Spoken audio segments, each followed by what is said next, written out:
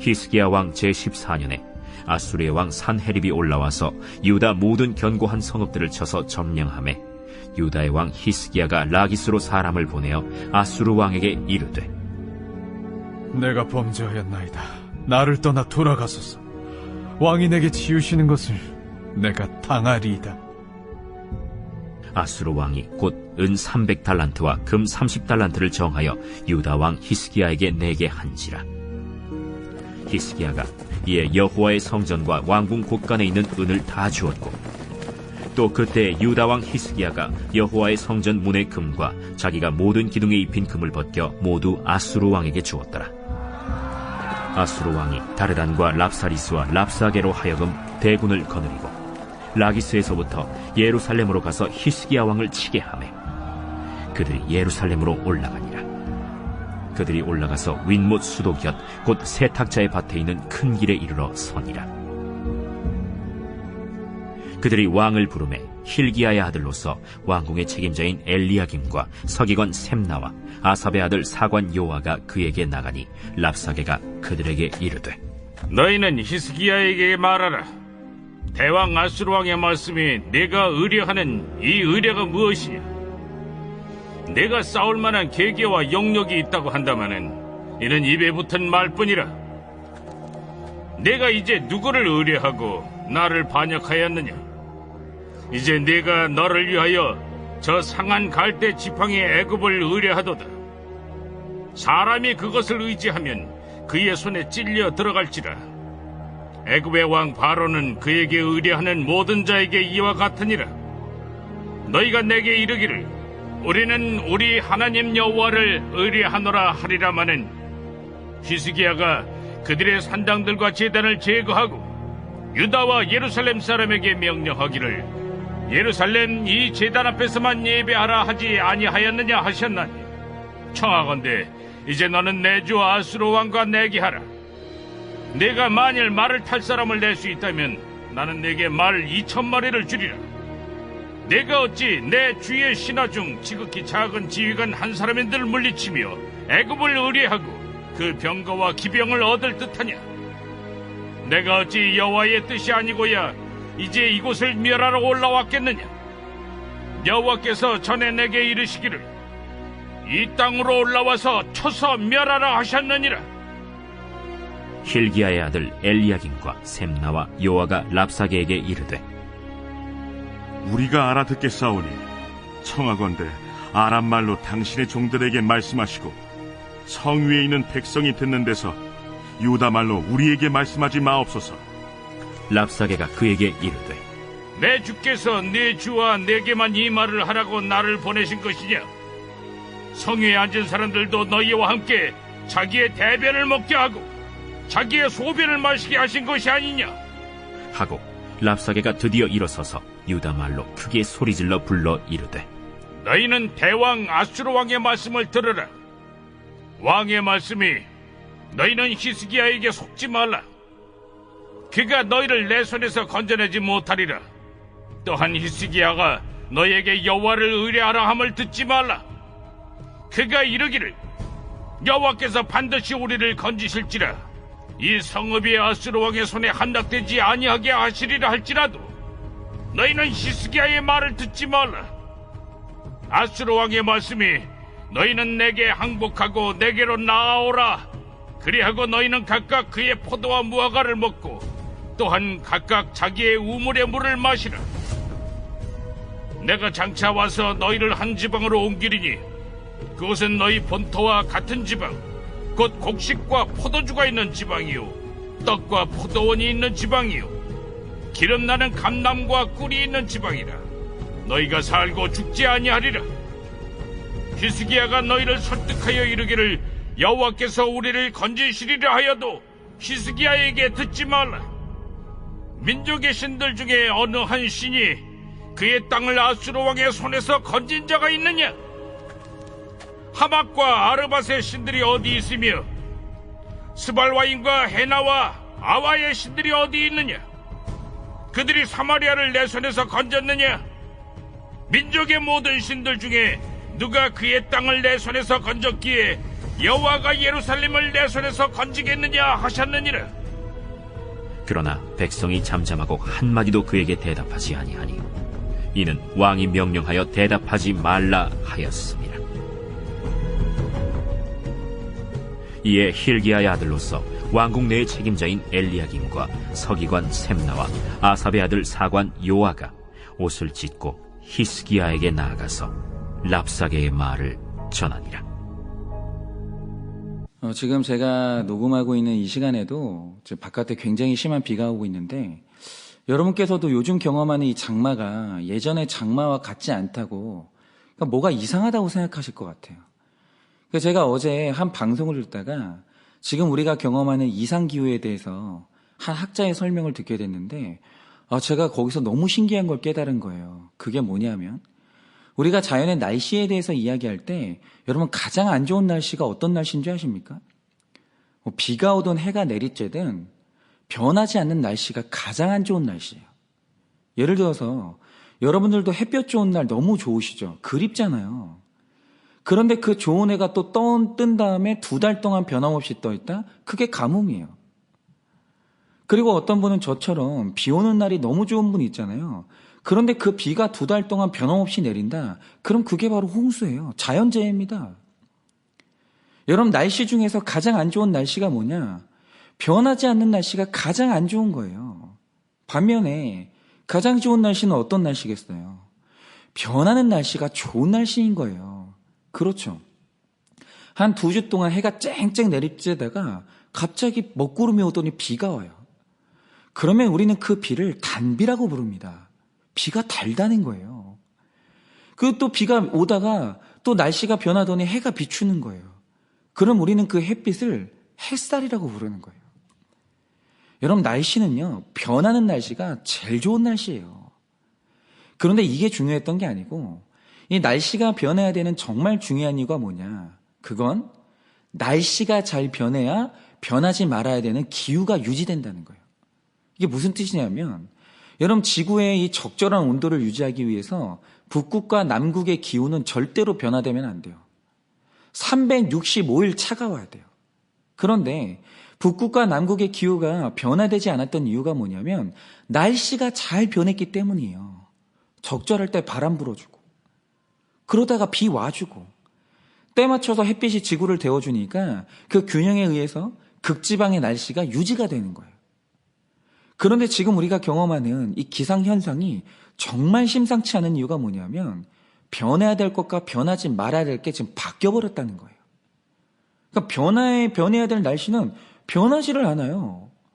한번 해가 뜨면 계속 뜨고, 한번 비가 오면 이게 안 그치고 몇 주를 오는 거예요. 그런데 이렇게 변해야 되는 날씨가 안 변하니까 일어난 일이 뭔지 아십니까? 극지방은 변하면 안 되거든요. 차가워야 되거든요. 그런데 균형이 깨지면서 극지방이 따뜻하게 변하고 있어요. 그러면서 이 학자가 이야기한 게 뭐냐면 지금 이대로 추세면 세기 말, 지금 100년도 안 남았는데 지구의 온도가 3도가 상승한다는 거예요. 그런데 3도 올라가는 게 뭐 대단한가 싶죠. 여러분, 우리 몸을 생각해 보세요. 우리 몸의 온도가 1도 올라가면 일상생활이 안 돼요. 컨디션이 바뀌면서. 그런데 2도 올라가면 아파서 두루 누워요. 3도 올라가잖아요. 생사를 넘나들게 돼요. 그런데 지구의 온도가 3도 올라가면 어떤 일이 생기겠어요? 그 학자가 말해준 게 뭐냐면 지금 우리의 문명은 안정적인 기후 속에서 이룩한 거라는 거예요. 그런데 온도가 3도 상승한다? 그러면 현지의 문명은 사라진다는 거예요. 여러분, 바로 이겁니다. 변해야 되는 게 변하지 않으면 변하지 말아야 되는 게 변해버려요. 이 조화가 깨지면 끝장나는 거예요. 그런데 이게 우리 영혼에도 그대로 적용되는 겁니다. 여러분, 사람의 상태도 제일 안 좋은 상태가 언제인 줄 아세요? 우울한 거요? 기쁠 때요? 화낼 때요? 그게 아니라 안 변하는 게 제일 안 좋은 상태인 거예요. 예를 들어서 여러분도 기쁜 거 좋아하시죠? 그런데 기쁜 상태가 한 달 내내 지속되면 그 조증이에요. 그 병입니다. 근데 어떤 분은 약간 우울한 상태가 좋대요. 그런데 그 우울함이 딱 일주일만 유지돼 보세요. 그 사람 죽어요, 그거. 그 우울증이거든요. 여러분, 사람한테 제일 좋은 상태가 뭐냐면 내 상태가 변하는 거예요. 때로는 웃는 날도 있어야 되지만 때로는 시원하게 울기도 해야 되고, 여러분 평안한 날도 있어야 되지만 때로는 긴장감도 느껴야 되고. 그런데 이렇게 변화가 있어야 되는 가장 중요한 이유가 뭐냐면 내 삶에서 평안과 고난이 적절하게 변화해야 내 신앙이 변하지 않기 때문이에요. 여러분 정말 이상한 게 뭐냐면요, 사람이요, 여러분 평안과 성공이 좋은 거잖아요. 그거 좋거든요. 그런데 그게 안 변하잖아요. 그러면 변하지 말아야 될 겸손이 변하면서 그 교만해져요. 그리고 고난과 우울함이 계속되잖아요. 그러면 변하지 말아야 될 내 소망이 변하면서 염세적이 되는 거예요. 그래서 구원에 있어서 변하지 말아야 될 것들이 변하지 않기 위해서는 반드시 있어야 되는 일이 뭐냐? 환경의 변화가 있어야 되는 거예요. 풍부와 비천함이 적절하게 변해야 되고, 낮아짐과 높아짐이 적절하게 변해야 되고, 평안과 고난이 적절하게 변해야 되는 거예요. 그러니까 하나님께서 우리 삶의 상태를 평안하게 내버려 두지 않고 계속 변화를 주시는 이유가 뭐냐면 내 구원이 변화되지 않기 위해서예요. 여러분, 이런 관점에서 오늘 말씀에 나온 히스기야의 고난을 한번 해석해보자 이거예요. 여러분, 사실 열왕기에서 히스기야가 굉장히 특별한 왕입니다. 왜 그러냐? 남유다의 왕이든 북이스라엘의 왕이든 다들 개혁을 시도한 왕이 있었지만 철저했던 왕은 한 명도 없었어요. 그래서 늘 이방 신전까지는 부숴도 내가 편하게 예배할 수 있는 산당은 내버려 두든지 내 왕권을 지켜주는 금송아지는 내버려 두든지 안 부수는 게 있는 거예요. 그런데 다윗 외에 유일하게 산당까지 철저히 개혁한 왕이 누구냐? 그 히스기야밖에 없어요. 그리고 여기서 더 주목할 것은 그가 산당뿐만이 아니라 모세가 만들었던 놋뱀까지 부쉈다는 거예요. 이게 대단한 겁니다. 왜 그러냐? 여러분, 모세가 만든 놋뱀이 뭐예요?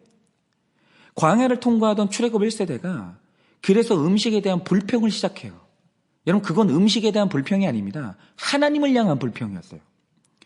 그래서 이것에 대한 징계로 하나님이 보내신 게 그 불뱀이었어요. 그런데 무서운 독을 가진 불뱀에게 물린 백성들이 죽기 싫다고 울부짖자 하나님이 처방을 하나 하십니다. 그게 뭡니까? 나를 죽게 만든 그 무서운 뱀 있죠. 이걸 노수로 만든 다음에 장대에 높이 달고 저걸 똑바로 쳐다보라는 거예요. 두 번 다시 보기도 싫은 그 불뱀을 변하지 않게 만든 다음에 그걸 보라는 거예요. 그럼 네가 산다는 거예요. 여러분, 그런데 다시는 보기 싫은 놋뱀을 똑바로 쳐다본다는 게 뭡니까? 오늘 나를 죽게 만든 그 불평과 불순종의 죄를 직면하라는 거예요. 인정하라는 거죠. 그리고 그 직면의 반응으로 회개하면 산다. 이게 불뱀의 목적이에요. 그런데 문제는 뭐냐면 시간이 지나면서 불뱀의 상징 있죠. 나를 죽음에 이르게 하는 죄가 얼마나 무서운지, 그리고 회개해야 산다는 이 메시지는 없어지고 불뱀 형상에 병을 낫게 하는 신비한 힘이 있다는 이상한 믿음이 생기면서 사람들이 그 불뱀 형상을 성전에 보관해 놓고 있었던 거예요. 그런데 여러분, 우리 삶에도 이런 변질된 불뱀이 곳곳에 매달려 있어요. 제가 어느 집을 가보니까 그 집에 굉장히 낡고 허름한 십자가 하나가 집에서 가장 잘 보이는 곳에 딱 달려있는 거예요. 그게 저게 뭐냐고 했더니 우리 어머니가 새벽마다 저 십자가를 붙들고 자녀들을 위해서 기도했는데 자녀들이 다 잘 됐다는 거예요. 여러분, 그러면 그 십자가가 상징하는 게 뭐겠어요? 너희들도 하나님께 신실하게 기도해라. 그거 아니겠어요? 그런데 다음 대로 넘어가면서 어머니가 했던 기도는 없어지고 어머니가 기도하면서 붙들었던 십자가 형상만 남았어요. 그리고 그게 내 소원 성취의 이 상징이 되어서 그걸 집에 걸어놓은 다음에 좋은 기분을 느끼고 있는 거예요. 저것만 있으면 우리 집 잘 되지. 저것만 있으면 하나님이 우리 집 보호해 주시지. 그런데 여러분, 종교성이 있는 인간은 이게 미신인 걸 알아도 이거 부수는 게 쉽지가 않아요. 우리는 기복적이기 때문에 이게 다 마음에 있어요. 그러니까 부수고 버리려고 할 때도 뭐가 아깝고 그 꺼림직한 게 있어요. 그게 놋뱀이에요. 그런데 히스기야는 아무도 손대지 못했던 모세의 놋뱀을 향해서 이건 영험한 물건이 아니야. 이건 느우수단 그냥 놋조각이야. 회개가 사람을 구원에 이르게 하지 놋조각이 사람을 구원에 이르게 할 수 없어 라고 하면서 이 놋뱀을 부셔요. 여러분 대단하지 않습니까? 여러분 성경도요. 다윗 외에 이런 왕은 없었다고 칭찬받을 만한 본질의 믿음이 누구냐? 그 히스기야의 믿음이에요. 그래서 18장 7절을 보면 여호와께서 그와 함께 하심에 그가 어디로 가든지 형통해요. 그래서 그가 형통함으로 어저께까지만 해도 블레셋과 아수르의 연합군을 물리치고 블레셋의 가사를 점령해요. 그는 이기는 인생이고 점령하는 인생이었어요. 형통하게 하시니까. 그런데 여기서 중요한 건 이거죠. 형통함이라는 것은 나를 둘러싼 환경이거든요. 그래서 형통에도 구원받지만 불통에도 구원받아요. 여러분 환경이 히스기야의 구원을 결정하는 건 아니에요. 그런데 이상한 게 뭔지 아세요? 변해도 되는 환경 있죠. 이 형통이 변하지 않고 계속됐어요. 그러자 어떤 일이 벌어지냐면 히스기야의 구원을 위해 절대로 변하면 안 되는 마음의 겸손이 변질돼요. 여러분 언제나 겸손은 자기 주제를 파악하고 내 주제를 잊지 않는 거거든요. 그런데 형통이 변하지 않고 계속되니까 갑자기 이 히스기야가 주제 파악이 안 되면서 망해가는 이집트와 손을 잡고 떠오르는 강대국 아수르에 대적을 하게 돼요. 그런데 여기서 강조점은 아수르에게 대적했다가 아니라 그가 변하면 안 되는 마음의 겸손이 변질돼 버렸다 이거예요. 그런데 변하면 안 되는 겸손을 변질시킨 게 뭐예요? 그거 변하지 않는 형통이 그를 변질시킨 거예요.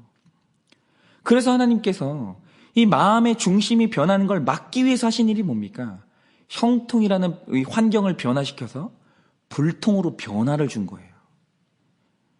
여러분 13절을 보면 아수르의 왕 사네립이 올라와서 모든 견고한 성읍을 쳐서 점령하게 했어요. 그러니까 어제까지만 해도 승리하는 인생, 점령하는 인생이었는데 오늘은 패배하는 인생, 점령당하는 인생으로 변해버린 거예요. 그런데 14절에 히스기야가 이렇게 환경이 변화되니까 아수르 왕한테 고백하는 게 뭡니까? 내가 범죄하였나이다. 이 낮아짐으로 다시 돌아오는 거예요. 변하지 말아야 될 게 다시 변하지 않고 견고하게 서 있는 거예요. 그러니까 오늘 말씀의 히스기야를 언뜻 보면 하나님이 이상해 보이는 거예요. 왜 이렇게 하나님 변덕스럽나? 아니 히스기야가 얼마나 신실한 사람인데 어제는 형통하게 하셨다가 오늘 이렇게 망하게 하시나? 하나님 이해가 안 간다. 이러는 거예요. 그런데 그게 완벽한 오해라는 거예요. 여러분 변덕이 심한 건 하나님이 아니라 우리 마음의 중심이에요. 여러분 형통 좋은 거죠. 여러분 저도 맨날 제 목회가 형통했으면 좋겠어요. 그런데 형통이 변화되지 않고 계속되면 변하지 말아야 될 겸손이 변하면서 교만해져요. 그게 저예요.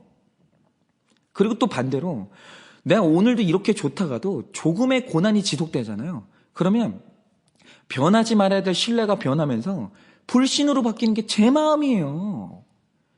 바뀌는 건 저제 하나님이 아니에요. 그런데 하나님은 제 마음의 변화를 막기 위해서 때로는 적절하게 고난도 주시고 때로는 적절하게 형통도 주시면서 제 환경의 변화를 계속 주시는 거예요. 왜요? 변해야 될 게 잘 변해야 변하지 않는 게 변하지 않기 때문이에요. 여러분, 여러분의 환경은 어떻게 변하고 있습니까? 너무너무 착하던 자녀가 변해서 반항아로 바뀌었습니까? 나만 사랑한다고 했던 남편이 차갑게 변하면서 배신자로 변했습니까? 풍요롭던 삶이 변해서 비천해졌습니까? 여러분 하나님이 100% 오르신데 하나님이 그렇게 변하신 이유가 뭐겠어요? 여러분 그것들이 변해야 우리의 구원이 달린 내 마음의 중심이 변하지 않기 때문이에요. 그러니 오늘도 내 구원을 위해 주시는 환경의 변화 속에서 하나님의 마음을 깨달으십시오. 그래서 하나님이 원하시는 낮은 마음으로, 하나님이 원하시는 감사의 마음으로, 하나님이 원하시는 신뢰의 마음으로 다시 돌아와 변하지 않는 구원 가운데 견고히 서 계시는 여러분 되시기를 예수님의 이름으로 축원을 드립니다.